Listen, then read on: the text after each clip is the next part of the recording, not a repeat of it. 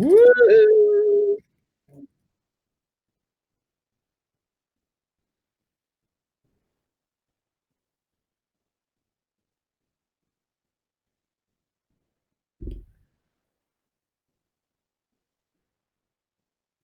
I don't know. Yeah, okay. Now I can finally see your head. I can only see my face on your screen, but on the live feed, I now see your light up skull with the cowboy hat. I don't know. Your screen sharing an image of myself looking at myself.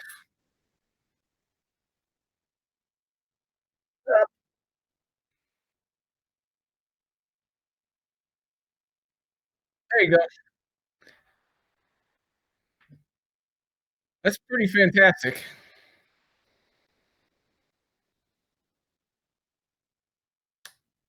I feel like it should hang on the side of a door at all times.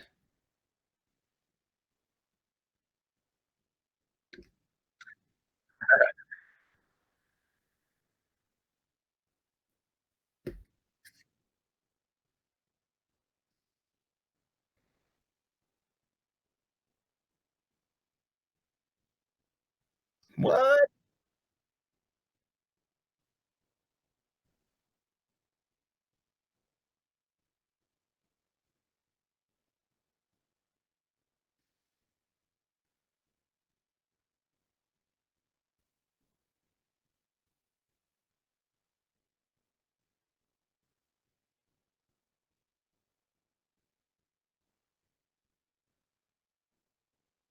Mhm. Yeah, right?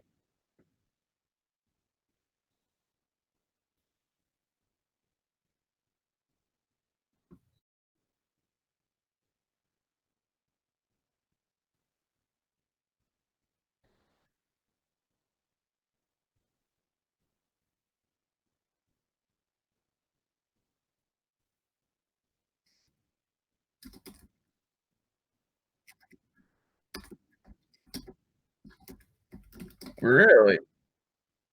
Well, maybe nobody else is listening to you either. They're saying no voice for Jim, and so I'm trying to verify because I can hear you. Can hear Jason okay, but no audio from Jim, so I don't know. I can hear you. You just say stuff and then I'll say it back, and then that way everybody else will be able to hear it. Yeah, there's definitely everybody's chiming in now saying no Jim, so Jack, I hear you. I'll just repeat what Jim says and then we'll carry on. How about this, Jason? Jack, Jack, yes.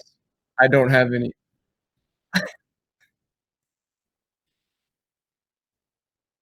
Oh, okay. Well, hey guys, it's the Jason Cole RCGroups podcast show with Jim's face. This is part of his Halloween character, I guess. He's a mime. He can't speak, he can only act. Anyway, I'll talk about the event I was at last weekend. So I was down in Farmville, North Carolina, and we were at what do they call it? The East Coast Hand Launch Festival. It's a big DLG event. We had a good group. I was really excited. We had 6 brand new first time contest pilots and actually got free entry for coming to the first contest. I believe I told that maybe last couple times we were on. I was like, you guys can come to this event and you can get in for free. Save you $60 there. So we had 6 guys turn up that were brand new to it, and it was really fun. They had their own group for sportsmen. So us expert pilots were able to kind of partner up with a couple of the first timers and tell them about the tasks and kind of give them some direction and guidance and help. And we worked on launch techniques, plane setups, task strategy, all this stuff. And they had a blast. And looking forward to seeing some of those guys back out at another contest. I've got a couple of stories. First of all, day 1 of the contest, I don't know what was going on. I just felt like I was completely out of my brain. Like I wasn't in the zone where I should have been. I was like flying in one round, timing in the next, doing a sportsman timing and then in the other round, and just was like go go go, almost no breaks. And I had just a terrible performance on the first day, and I was like third from last at one point, and I was like, this is ridiculous. So I have like this nemesis task, and it's called the last to four, right? And basically, you get 10 minutes, and you have to score your last two flights. And you can throw as many times as you want, but only your last two flights will count. And each flight can only be a max of 4 minutes. So you can score up to 8 minutes. You have 2 minutes of fluff in the window. You have a 10-minute window. And so the last several times I've flown this task, I've made my first 4 minute flight. And then normally I have a little bit of time to sit and wait and look and see whether the air's good and then throw and then try to make the next 4 minute flight. Up until this point, every time I've flown that task, I have made a 4 minute flight and then landed out and made a 0 on the second flight, which is really bad. You do not want to do that. That cost me the contest at the Pumpkin Chunk. Literally, all I had to do was throw the plane, do a 10-second flight, land back on the field. I would have won the contest. No, I try to max the time, right? So I'm going out, and I'm trying to work it. And other guys are doing pretty good somewhere else. And I'm trying to work a thermal, and I'm getting low, and there's this like row of trees and this just god awful field of briar and brush and death and destruction that you don't want to play with. And there's a line of trees, and I was deep and behind them, and I was going to be like, I'm not going to come back low over the death and destruction field because I don't want to end up in it. So I'm going to go across the trees, come out on the other side where it's nice flat grass, and then see if I can make my way back. But I had to fly behind a really tall tree at the corner and lose line of sight for a second. So I'm walking. Plane goes behind the tree. It's straight and level and flat. And I walk and I get on the other side and I don't see my airplane anymore. And I'm like, you have got to be kidding me. How is this even possible? And yeah, sure enough, it must have tipped up from a wind gust or something, and I couldn't see to fix it and control it, and it ended up in the death and destruction land. And I had to put on some like Gore-Tex pants and some boots and like have a machete and stuff, and I whacked my way through the brush, and finally got my airplane. Literally no damage. It was completely fine. And that was the saving grace. There's no damage on the airplane. One more story from this event is we have an all up last down contest where you have to make a 3-minute flight. Everybody launches at the same time. You have to fly for 3 minutes, come back down, land. And we had a really nasty wind the second day, blowing right into a tree line. And it's kind of perfect for sloping and that kind of thing. So I had a flight where I went up above the trees. I was doing pretty good. And then I hit some nasty sink, and I got down literally below tree height. We're talking maybe 30, 40 feet up in the air. And I'm like, I don't know what, I can't catch a thermal at this point from where I am. I literally had to work the tree line. And so I just flew back and forth like 1 to 2 feet off of the trees to not get out of the lift band. That's some depth perception right there. Yeah, I was close to it. I walked, and I got closer to it. And yeah, there was a couple of times where I was scared. I thought I was going to wingtip into a tree limb. But I worked it for like 2.5 minutes. And yeah, made my time, came back in and landed, and everybody started like bowing down. It was like an amazing feat to be able to do that for that long. My new favorite term from you is nasty sink. Nasty sink. Hey, see if they can hear me talk. They say your audio is back, so you're good awesome. There. So anyway, I clawed my way back from third to last into sixth place. So here's was the trophies. It's kind of got a glare, but I don't know if I can get rid of that. Sixth place expert, not my best performance, but man, to come back from where I had been on Saturday, the first day, was pretty amazing. And as always, you have a blast. It's a lot of fun. Definitely encourage you guys to get some DLGs. I'm all about it. It's awesome stuff. Go fly. And now that Jim's back, what you got, buddy? I feel like I hear something in the background. Yeah, it's the voices in your head. Oh, right. You're getting to that age now, aren't you? I was telling a story about Texas, but I'll save it because I want to get this off my screen over here so I can actually go and watch the live chat. So what we're going to do is I was working.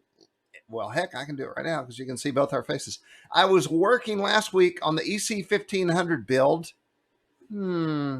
What's that, Jim? What did we call it? What's the new name? The BOT, big orange thing. Yeah, the BOT. Okay, I'll take. Never call it the EC 1500 ever again. Yes. So there we go. Okay, so basically all I do, well, it's tricky because you want to shoot video in a review of an unboxing, but you also want to take photos. And I think photos are slightly more important than video. So what I did with this is I took everything out. I just took photos. Thanks to Lane's Planes for that laser crafted RCGroups logo, which I use all the damn time. Nice. So as you know, it's Horizon, so everything's on there. One thing to note, and you'll see this as we go through, the hinges are real hinges. These are not like, they're plastic, and they snap on and off. When is a hinge not a real hinge? Well, you know, when you put in like a CF hinge or a tape hinge, then it's still a hinge, but it's not like real. So there's levels of real. Okay. I'm just trying to follow along. I bought a sign one time that it says Jerry Reed and Jerry Reed at Joe's Bar or something. And I said, is this real? And the sign maker said, what's your definition of real? I mean, it's physically in front of us.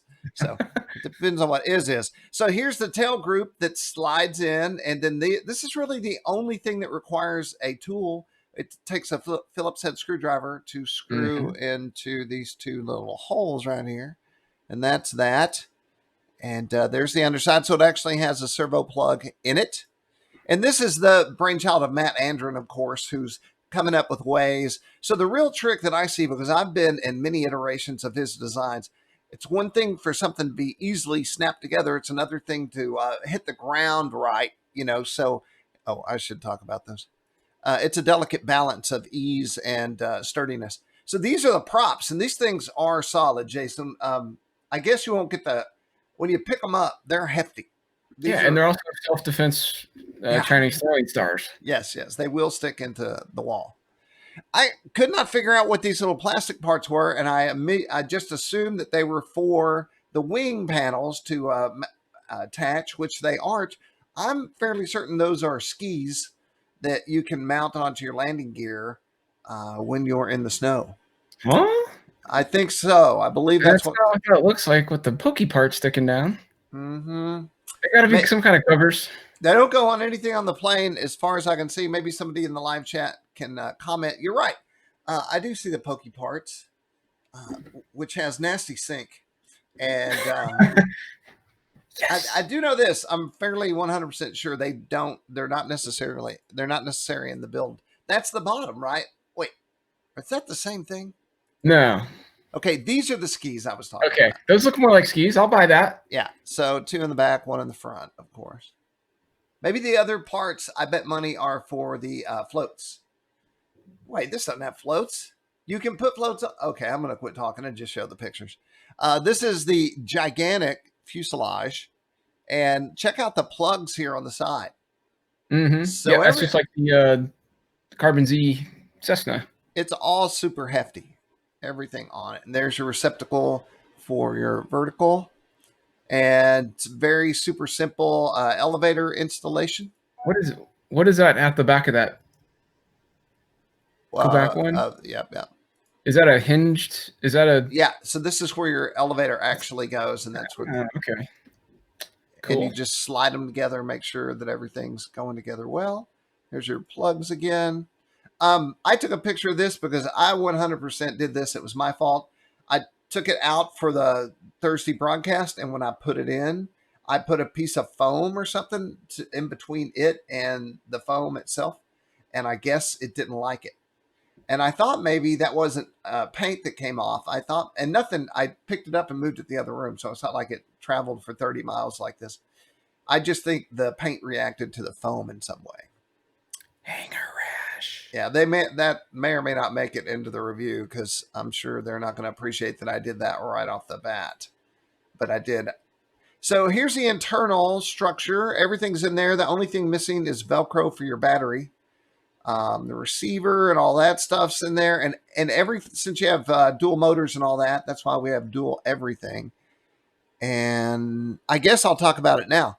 So the plug on this thing is huge, and the plug on the battery that they sent is huge, and it's an EC5 if my mind is working correctly. I don't have that. I have no way to charge it. So I'm currently stopped until I get the plug that will allow me to charge that battery. That also means, by the way, that I can only run the battery that came with it on this bird.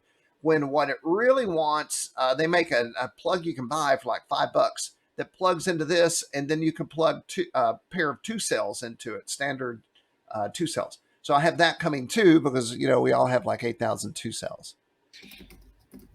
And then that is the rudder going in, or the vertical stab. There's your screws. There's probably an action shot coming up of me screwing it in. I guess not. I didn't do that. This is your wing tube, your CF tube that goes in, and then the wings slide on. Here's your spinners. Be sure and watch the directions. I actually snapped one of the little aluminum pieces, and so that piece right there snapped, and it wasn't because I went crazy. I think I just received not a great one. Fractured. Well, my finger looks yellow. And then they also say use a 10 millimeter with a socket to get them on very snug. And wrenching on a car, man. Well, they luckily that came straight out of the back of my truck.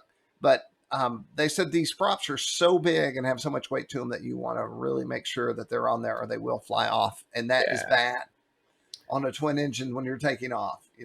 Okay. You're halfway in the air. So did they both go righty tighty, or did they reverse one for the counter rotating part? I don't remember there being an issue. Hey, this is my last photo because this is where I broke that piece on the next one, which is why I also don't know. Although I don't remember going the wrong way or anything. I'm going to look that up. Before I build stuff, I always get online and see what everyone on RCGroups has said, because there's always something that you probably need to know about. So I'll jump back over here. That's cool, man. We got to get some good weather now to go flyer when you get your stuff in. The rest of the pots. So now that my audio's back, I thought I'd tell my Texas tale. I was saying that I went to Texas last week. My mom broke her foot. I will not say how old she is because she'll kill me. And my brother lives there. My mom's on Lake Texoma, and she wanted me to see her new place out there. So I headed down, and the very first thing I did was go to a football game, and I have a photo here. So this is my brother, Brett. He runs Graham International, 53 years. Graham International has been rolling in Sherman, Texas. We sell IH Navistar. They just announced, by the way, Jason, the first electric semi that they're releasing.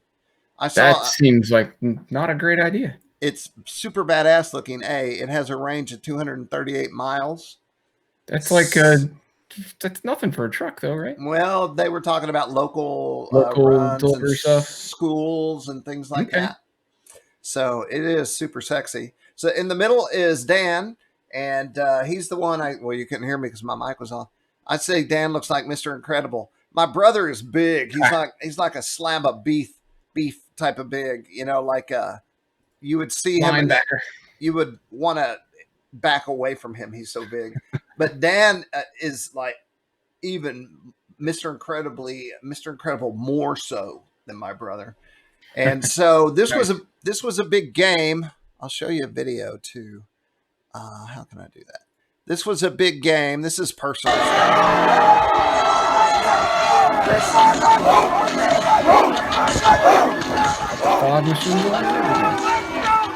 This is high school? Yeah. Wow. Never got any of that fog when I played football in high school. Oh, sorry. So this was a district game, and my brother said, there's a story here, everyone. It's a pretty good one. My brother said, I want you to run the chains with me on the sideline. I've never done that, And Brett has run the chains for Pottsboro for years. And so we had a crew of guys, somebody on this side of the chain, the other side of the chain, and then Brett was running the box with the downs, right? And so what I didn't realize is we'd be running chains on the opposing team side, which means that we were mixing it up with those players and the coaches. And almost immediately, the coaches started screaming at us. And then the fans who were right behind us, they started screaming at us. They were asking why, because I was an extra guy, right? And they were yelling, "Why does it take so many guys to run those chains?" And then Brett's running it like a military thing where he won't let anyone move until the main coach gives him the eye or the word or whatever. And then Brett yells, "Let's go." And then they run and they mark it, right? And then at one point, the coach said first down. Brett moves. The opposing coach, or the ref said first down. The opposing coach turns to my brother and says, "It's not first down. Move those chains." And Brett's looking at the other coach, and people don't yell at my brother generally in real life. And I'm like, I look at him like, holy crap, is this? He goes, in all my years, I've never been screamed at by so many people, in the first quarter. High school football, it's serious stuff, man. So then it turns into, and first I thought it was accident until about the 20th time. The players are running by and knocking into me as they're running up and down the sideline. Then the players are taunting my brother, and the coaches are yelling more at us. And then the refs went back in halftime and had a word with the coaches, and that they had to calm down and they couldn't yell at us anymore. And one coach did, and he got 5-yard penalty for it. So it was really, really intense. And that's crazy. The end of my story, and I don't have it, I thought of it right before we went on the air, is, when you're on a flight line, and well, I don't know about you, but when I'm on a flight line, I've almost been hit by enough stuff to know that I'm always I'm never in a position that wouldn't allow me to run away. I'm always in a stance that will allow me to get the heck out of the way, right? So every time they would get the ball and the play would be in motion, I would be watching the ball in case they were going to come at me. Yeah. So, and it happened. So I'm standing there, I'm watching, I see the quarterback, I see him look straight in my direction, I see him pass, I see the guy catch it, and then the guy's running straight at me, and my brother holding the stick, or actually somebody else is holding the box. No, it was the stick. So he's like this, I'm standing right behind him, and that guy's coming at us. And the one thing I know about from RC is don't move until you know which way you need to move, because you could move right into the problem, This guy didn't cuss right there. He comes through, and I guess the stick guy wasn't going to move the stick. That stick was right next to my thigh or my leg. Oh, man. He hit that stick, man, flying through the air sideways and went right by me. Whoosh! And the stick goes crack. So you got to drop the stick and run. Yeah, well, I went like, I don't know what I went like, but my brother said I watched the movie of the replays, and he said you didn't move an inch when that guy flew by here. I said, please send me that video. I got to see it. So, and then I'll end here because this was kind of funny. So the stick's broken. You can't go on with the game till we figure out how to fix the stick. And I knew what we needed to do, but it wasn't really my place to jump in there. A coach came out of nowhere and starts taping the stick up like a leg. Right. So it's tape, roll, roll, roll, roll, roll. And as he's doing this, the whole opposing team gathers around us. And finally, the coach yells, "It's not a real leg. It's a stick. It'll be fine. Back up." The team disperses. It was pretty funny. Some interesting events there. So that's my Texas story. The old high school game. Nice. All right. I do have some other things. First, I want to say publicly to a lovely lady and her family, the Ducias. Casey Ducia has been roaming around because Jace is at all the events in the world. And Casey is always taking photos. And so she said, I'm going to the Tucson aerobatic shootout. And would you like some photos? So I'm going to switch over. This is why we got a little tricky today. Perfect. Technology. Now let's see if I can change the, yep. So this has not gone live because I don't know if Casey is finished yet with her uploads. But here, live right now. Well, that's right. That's the beauty of the live RC Groups Hangout. You can actually see things that you won't see maybe, and much later on the site itself. So here's some of the event coverage from Casey, and this is what will be in my thread. You remember when isn't this field in real flight? I believe it is. I'm pretty sure I've flown this in real flight because it looks so familiar. So here are some things. JR Propo. DA. Awards. The box. Mm-hmm. That is a lot of people. Ha ha ha. Well, if you're not there, it's hard. it's hard to talk about the photos. So I guess what I'm going to do is say, hey, here's a taste of the TAS event coverage, and keep your eye out on Flying Giants and RC Groups. And I bet I will have this uploaded pretty soon. Also, Casey usually does a write up on this stuff. What's going on in the live chat, Jason? Anything? No, not much. Mark Dribble says he found that skis worked better in springtime snow rather than powdery winter snow. Talking about the bot. All right, I'll jump out of here. Jump back to us. I picked up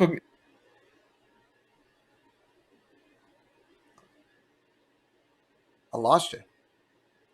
There you go. I accidentally hit mute. I was like, I feel like my audio just went out and it was muted when I brought it over. Anyway, I picked up a neat little gadget. I was like, this is just too cool and works too well to not have. It starts out with some 3D printed parts, and it looks kind of crazy and weird, and there's a cable, and you're like, what is this and what does it do? Well, this is a CG scale mainly for gliders. You can use it for other things, but it has to be, this one has like a 3 kilogram max weight.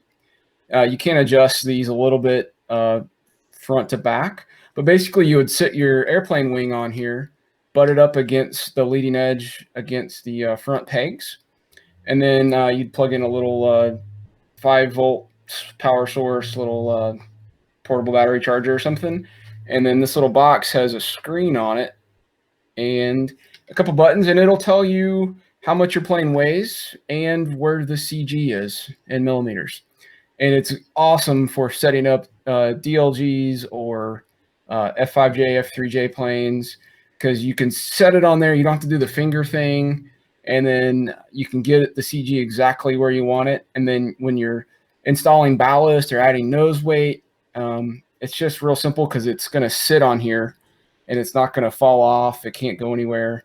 Makes it really easy. And then this display is off to the side so you can see what you're doing and what your numbers are. And it works off of little pressure sensor pads, and it does all this calculation. I think it's an Arduino board inside. I think there's an open source version where you can print your own files and make your own electronics and everything. But this one I purchased from Aloft Hobbies. It was $150. But it is absolutely the best thing you can do for setting up your airplanes for CG and adding ballast and getting all that stuff tuned and where you want it. So it's going to work for a lot of airplanes for a long time. So I figured it was worth the price. And I've been really happy with it. I actually found out some things that I had done wrong because I had just eyeball CG'd when I added ballast to my DLGs, and it actually normally with a DLG you want to go a little bit nose heavy when you're adding weight, depending on your preference, but you definitely don't want to go more tail heavy. And mine was like going a millimeter or two slightly tail heavy with my ballast at the point where I had bent the wire. So I had to adjust that. So that was pretty cool. So it's helpful. Neat little thing. Awesome. I don't know if anybody's seen anything like that unless you're into gliders, but did you is there a link where they can go do that themselves? You can Google like Aloft Hobbies CG scale and it'll pull up. I don't really have a link, but it's just something I bought. It wasn't like a review product or anything, but gotcha. Okay, so I have some event coverage over here that we're about to go look at, but I want to preface it with a crazy story that is true and involves upstanding members of Texas society. And we've talked about it on the broadcast, so I'm pretty sure I will not get in trouble for talking about this.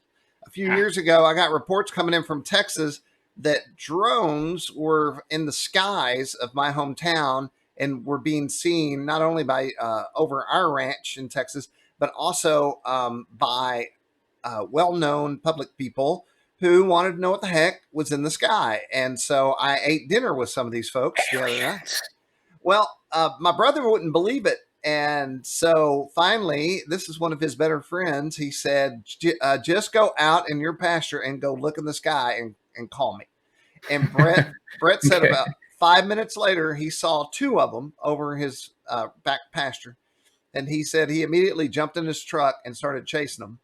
And he said that he got about 5 miles away and figured he lost them, got out of his truck, and he had his high dollar binoculars, and he said one flew right over his truck. And he said it was the size of a Volkswagen. And he said it freaked him out so bad that he left those binoculars on the roof and drove off and broke them. He called his What? wife and he said, "You have to come out here." It's just like I just watched that movie. I'm so scared for my life that I left goggles, but my wife should come on out here and check it out.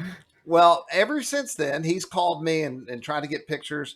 And I'm not going to name names here, but also we have an old Air Force base, Perrin Air Force Base, that's just a few miles from our house, which may be why the activity is so thick near us. Yeah. And they have sat there and watched these crafts come and go out of air hangars.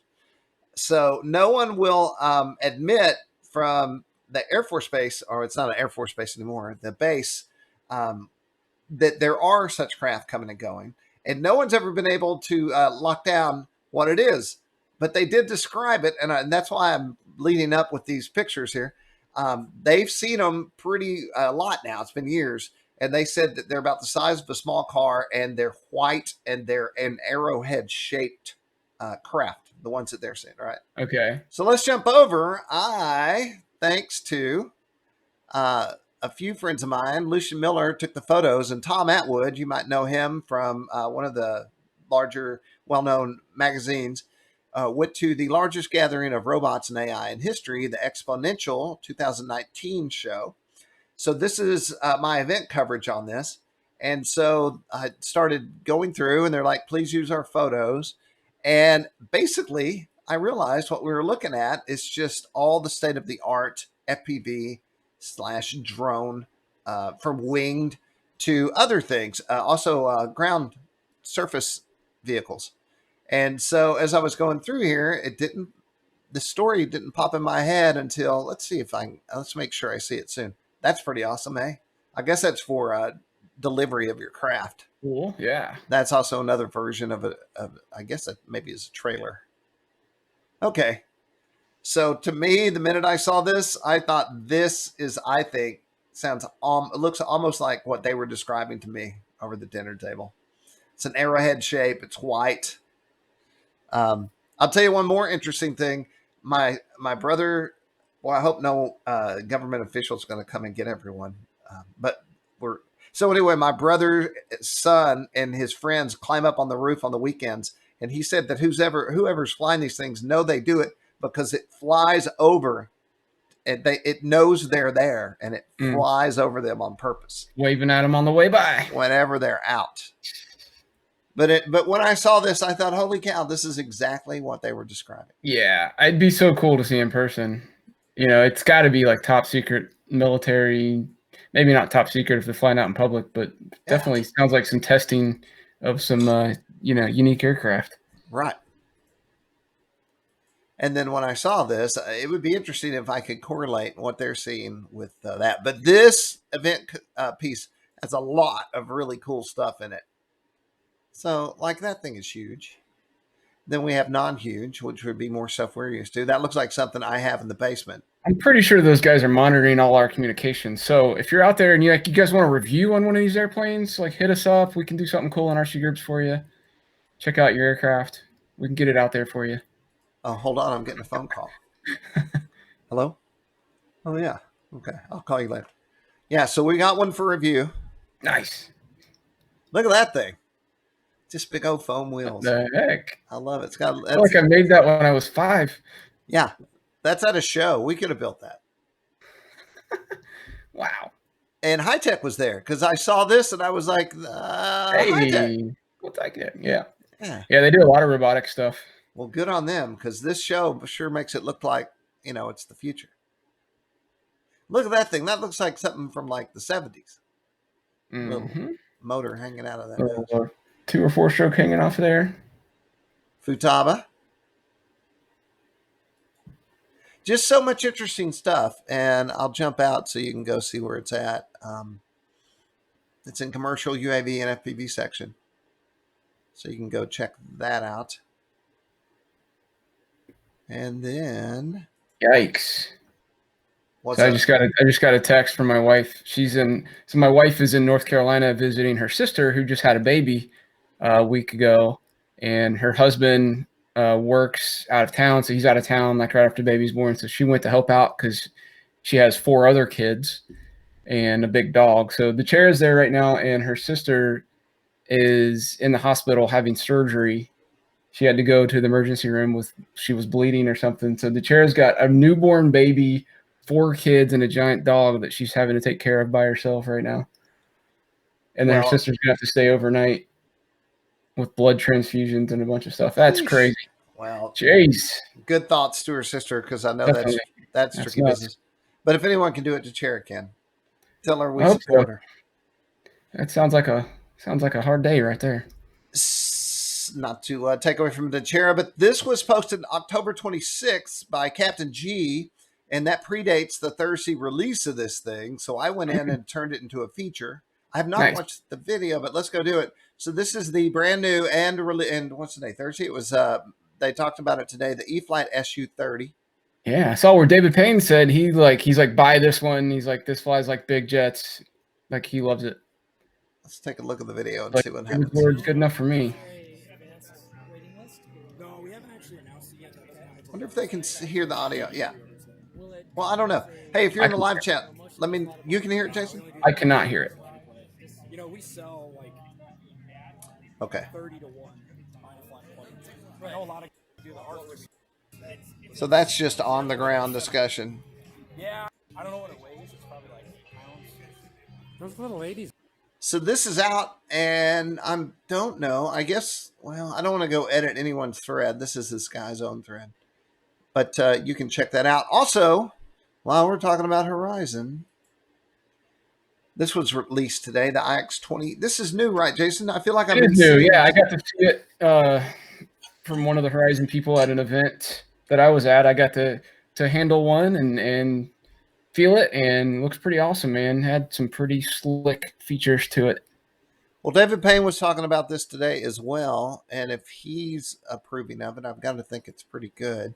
Yeah. So I would definitely say it's the best Spectrum radio that's available.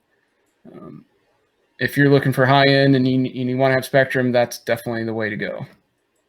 I would really like to see footage of the OS and how it interacts and how fast it is now compared to the IX-12. Yeah. Ooh, that's hot. Wi-Fi, Bluetooth, Android. So this is hot and new. Let's go see a price. $13.99. That's not terrible. I remember when radios were a lot more than that, you know. Yeah. Ergonomic, faster touchscreen. 250% faster than the IX-12. There you go. That answers the question right there. High-res color display. And the great part about this is if you are like someone who shoots video or someone who does DVR out of your FPV, you can actually watch that on the IX-12 while you're at the field if you need to. We do. It's good to know that you got your shot before you leave the field. Yep. And then, of course, the setup is totally different and easy because now it's on a giant screen. Plus, you can input images of each model from the actual model itself right there in the grass. So there's a lot of cool stuff. Audio, holy cow. What a lot of things you would have to talk about in a review. Yeah. Built-in camera. Okay. You can take your own picture of your airplane. I was going to say you have to do it with your phone, but this thing has a camera edit. Holy smokes. Well, E-Powered, I did just see, they're talking in the chat, Jim, about the EDF planes, how awesome they are for EDF guys, but they want some prop planes. And I'm like, well, yeah, there's some cool stuff. So Nick finished his review on the Timber 110. So I got to kind of go through, proofread that, and that should be going published within a couple of weeks here. So we'll have that out for you guys to check out. Nice, awesome review from Nick. Let's talk about this too while we're at it. There's so much to talk about here, but you know, I have a couple of DX series Spectrums, and some of my favorite parts are the wireless buddy box and the fact that my Fat Sharks will wirelessly can be controlled, and so now it's on this big boy. Yeah. I wonder if you can change channels on your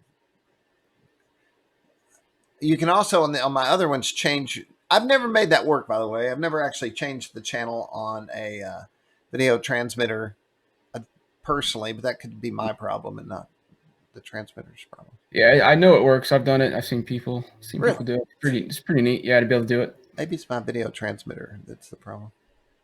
So anyway, holy smokes, what a lot of stuff. Cool stuff. Yeah, man. We're kind of back in the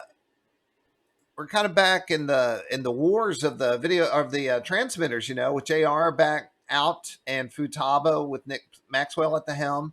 Yeah. And JR, I don't know what they have new coming out, but it's everything kind of started slowly imploding, and now it's coming back. Yeah, it's good. We need. I love seeing innovation, and that competition. Definitely helps drive that. So, I think with Jetty and JR and Spectrum and Futaba and Tyrannus and all these guys battling it out, I think it's only good for the users because you can pick what platform you like and want to use, and they hopefully will just keep innovating and bringing out cooler and cooler stuff for us. Or which platform you're already on and you want to continue supporting. Hey, Home and Hobby just came back on the site, and I just saw this banner pop up, so be sure and go check them out and see what they have to offer. Did you see this, Jason, the 3D printed panels? Yeah, that's pretty cool. So this is a whole thread where they talk about it. So basically, let me say this. If you have an interesting thread with pictures, it's got to have pictures, and you think it's feature worthy, shoot me a PM, and I would love to make it a feature. And that's exactly what happened here. Because, it's just a cool idea. Yeah, that's pretty awesome. It's really taking modeling to another extreme when you're creating your own stuff. Well, I know a lot of planes like maybe Motion RC stuff or FMS or Horizon stuff. A lot of these planes now people are designing 3D printed, like better scale detailed parts. I know like Mike Hines has had me print cockpits and thrust vectoring nozzles and all this different stuff for some of his scale warbirds and jets, and it's just another level of fun, for the hobby. Right. I need a video on this thing, man. Maybe there's one on their page. Let's go see. It just looks so cool. It looks like something that might happen in real life. They had a full scale quad for people in that coverage. You better. Yeah, they're definitely testing some of the Uber Air taxi stuff, and there's definitely quadcopter manned autonomous drones being tested across the world right now. This stuff's going to be a reality before too long. First guy, you need a dang video. What is going on here? Maybe they need to send that to me. First guy. Use some yeah, I don't know. There's got to be a video somewhere on YouTube, I'm sure, but all right. It's more entry level, like you want to get started and get a radio. It's the X-Lite S, though. It's a good radio. There is a lot more stories and information up here in these magazine sections. Also, there's magazine right here. You can click this and then also see all the articles and features and stories and news and all that good stuff. So Jason and I have to finish the EC 1500 and get it out to the field and fly it. We're trying to figure out what will fit in the bay that we can drop out of it. So one thing I have a couple of Horizon little quads, and I don't know if they're little enough. And I won't know until I get that thing hooked up to a battery so I can open the bay door. Manually open it, right? I don't think you can, and I'm certainly not going to try. Yes, we'll do that. We'll go fly that and talk about it. And then at the end of next month, right before Thanksgiving, I'll be going to another sailplane contest called the Tangerine. Be down in Ocala, Florida. If you're in that area, you should come on by, check it out. But they the last contest of the year. They should have a patch in all these contests, and then you should have a patch jacket. Yeah, I try to get a trophy from everyone, but you got to perform and do good. But yeah, patches would be cool. Do you have a trophy set up in your house somewhere? I do in my loft. I gotta do something. It's not really organized well, but it's starting to rack up, man. Well, we're gonna head out as soon as the weather breaks. It's 35 out there right now. It's gonna stink for everybody. Hopefully, they got some warm Halloween costumes. This will be Going the out first tonight. year I don't have to go. Truman and his people are all going out on their own. Yep. Good luck to him. I wonder if I don't think I have any pictures. Daniel says, "How about small water balloons from the Dropbox?" Yeah, we could do that. Good idea. That's more fun when there's people to drop them on. That's true. We Well, were thinking. Just do it downtown Nashville. Fly over the Titan Stadium. Yeah, right. And then we could see what the jail's like in Nashville. We were thinking it'd be cool if one of these quads would fit in the back. You could set it on the door. Sorry. You could set it on the door, and then when the door drops, you just maybe kick the airplane up and then fly that thing out. Yeah. And then the other idea, although this is getting way ambitious, is to put a camera inside of this. I've seen this done before. We're not inventing things here, but either put a camera on the drone, which would make the most sense. And these do have cameras, so we'd have to DVR what's coming off the drone. So the drone would provide internal image until it left. And then if the drone was fast enough, listen to me, you could fly it after the EC-50. You could turn around and then try to catch it. I've got an idea. I just thought of something. I've got that mini micro rock crawler from Hobby King. Yeah. If it fits in there, we could stick it in. You can go fly around and come in, land on the runway, continue moving, drop the door, and I can drive out onto the runway. Our runway is so short that we're going to have to be really good. We can have some kind of way to capture that on video, time it just right. But that'd be cool. If there's any advertisers watching, I do have the Black Friday mass email is coming up. And so people are signing up for that right now. If you want to be in the Black Friday mass email, it costs money. You can contact me through a PM on RCGroups. You can go to the contact us link at the bottom of the page, and I'm pretty sure I'm not looking at it, but you should be able to get me that way. And if you want to get in there, you can get in there. And it's the first come, first serve. So as you pay is how you're listed. And that's going on right now. That's what's hot in RC. We're headed into Christmas, and that is going to put the quell. Is this your last sail plane event, you think? Last one of this year, yeah. Yep. Yep. There you go. And then when we get the EC 1500 out, that's probably going to be one of our last few event or times to get out before December. Jason says we'll have good weather through November, though. Yeah, so November, maybe even through December. We should be okay. All right, live folks. Anything in the live chat we need to discuss? Anything anyone want to bring up? Jason's haircut. I need one. I'm looking a little shaggy over here. I'm wearing a hat. Generally, when I see this, I just leave the hat on, and then I get some shears, and I go to the mirror and just go, whack. That's how I do it. We have hello pilots from Pegasus Club in Hagerstown. Hagerstown where? That's Jackson RC Aviation. Daniel Haynes is on. P3 Airy. I can turn this on. Hold on one second. There we go. Dang, man, we're rocking and rolling up here, Jason.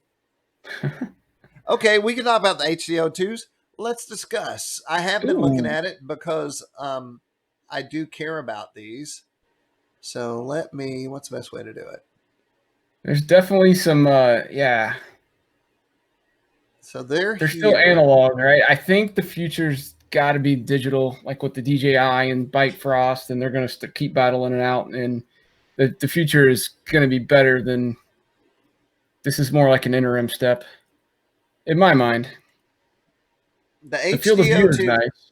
Yeah, it uses a big 1280 by 960 OLED panels to provide an improved image with 46-degree field of view. Wider is always better. Display depends on what you're doing. So there's a school of thought if you're in with that whole droner FPV lifestyle is. There's a difference. The guys prefer one thing for racing and another thing for freestyle. Some of them like it smaller so they can focus in more and not have that's why a lot of people didn't like the head play kind of stuff when those came out because it was too wide of a field of view for them. Right. So it's going to be personal preference and then kind of what you want to do with it as well. That's going to determine what you like.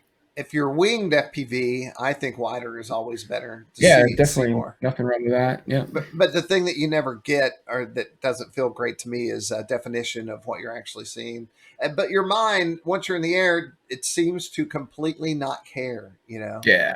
Once And you're flying. there's differences in the field of view, that field of view of your display, and then the camera lens field of view is Right. two different things, and how those play together can make things appear farther away or closer, more natural looking. This is important. I always get this question. It can be further personalized with adjustable focus. So I was always with my head plays and stuff like that, trying to figure out how to make my eyes see them correctly. Yep. And when I got the Fat Sharks, it's just a little ink, ink, ink, and it's perfect every time. And that's when I went completely Fat Shark. Yeah. Adjustable IPD, which also I feel a lot. I have a little vision loss in my left eye, and so being able to move those, what I'm looking at, the way I'm seeing it, really helps me pull in the best image I can. Nice. Display 270.5 OLEDs, audio, stereo, and on and on. There's discussion in here on is it worth it, and how are they different than other things. So you definitely want to go in here and see what all the folks are saying. Yeah. And I saw this pop up, and I'm like, hey, I got to do a story on it because I'm a Fat Shark guy. Yeah. And while we're at it, let's talk about this thing. So I was on the phone with Jason the other day talking to him about his full-size Mavic and whether I really needed one or not, because I feel it's funny you call the original Mavic Pro full size, because it was tiny and amazingly small for when it came out. You're like, what?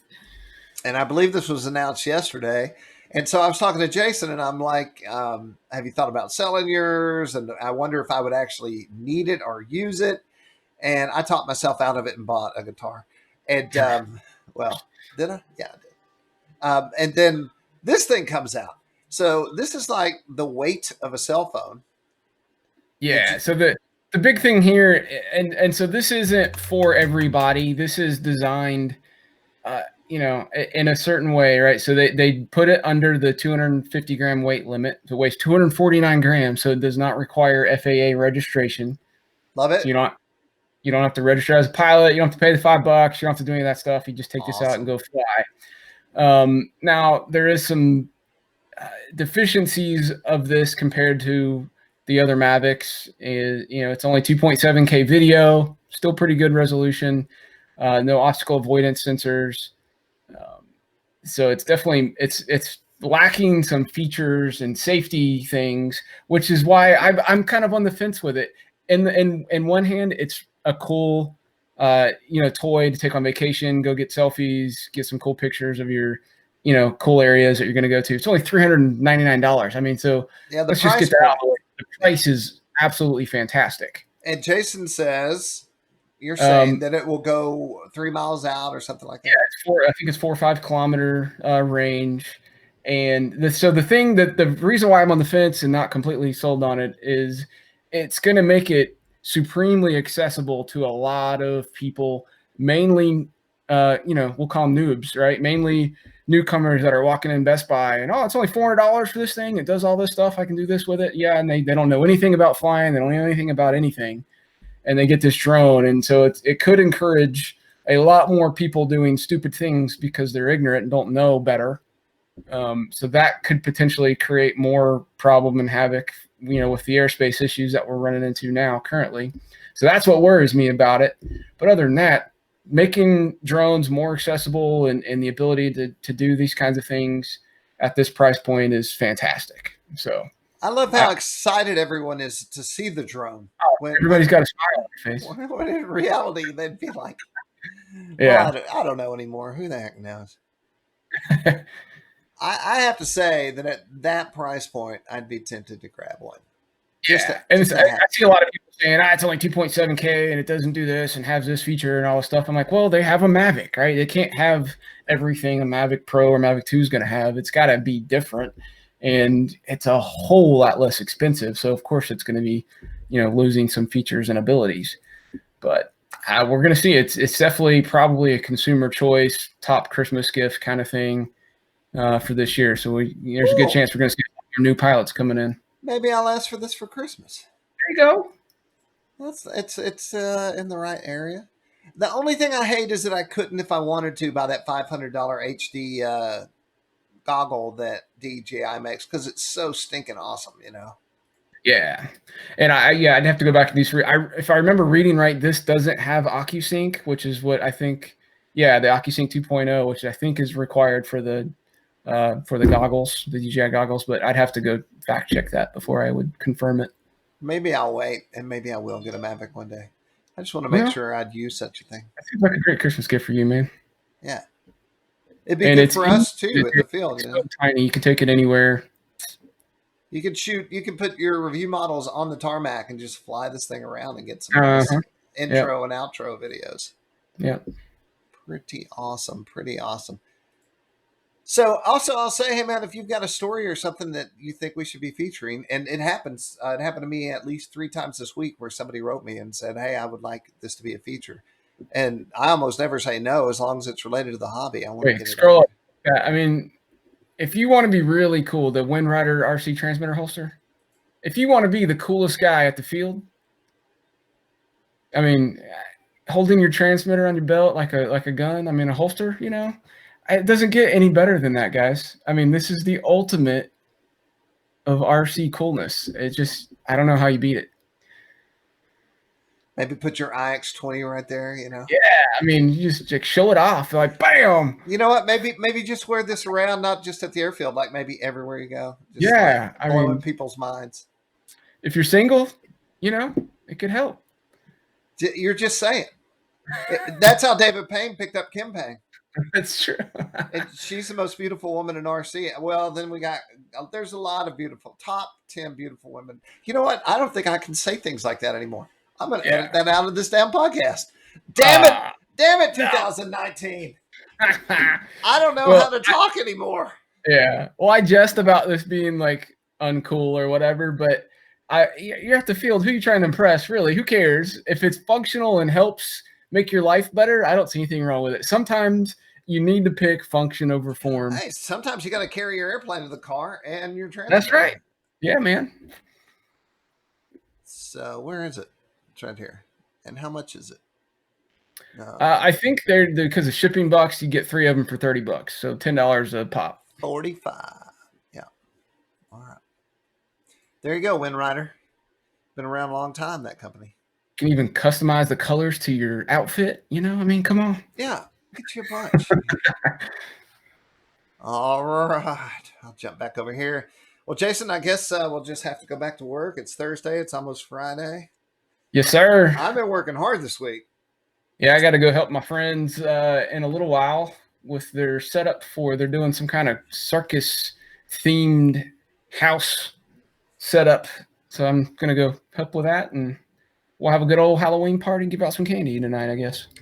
And think about my wife handling my baby. I'm staying out of that mess. It's too cold.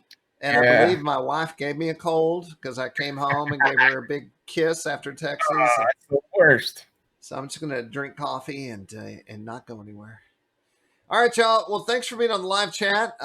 We didn't go out last week. I forget why. Maybe we didn't have anything to talk about yet. That's true. Steve just said there's a swap meet. Is Steve in Nashville? Steve, there's a swap meet in Nashville Saturday. I'm going to as well. Now that I'm here. Dang, man! You get to work out. Did you rent a table? A couple tables. I got some stuff I'm gonna bring. I'm gonna be filling it up. Just time to make room. I've realized I don't really like to go fly a bunch of airplanes anymore. It's all sailplanes. Right. So basically, just about most of what I have that's not a sailplane is going to be going. Tell us what you're selling. Are you selling the night? You've gone through it yet? How about the Night Radiant? Are you selling that? No, I'm gonna keep. It's a sailplane. So I was talking to Jay. I don't think of it as your type of sailplane, but I was talking to Jason after doing all this night flying at Nashbro, and I don't know when I'll do more night flying, to be honest. After seeing that Night Radiant in the sky, even next to the Norman, that Night Radiant was just so awesome that I was like, I have to buy one. Yeah. Yeah. All right. Well, I'm looking at the live chat, and you guys have a great weekend, and thanks for joining us. Jason, thanks for getting on here and telling Yes, us about sir. your adventures. I'm Jim T. Graham, Jason Cole, RC Groups. Booyah. We'll see you next time. Simmer down now. Simmer down now.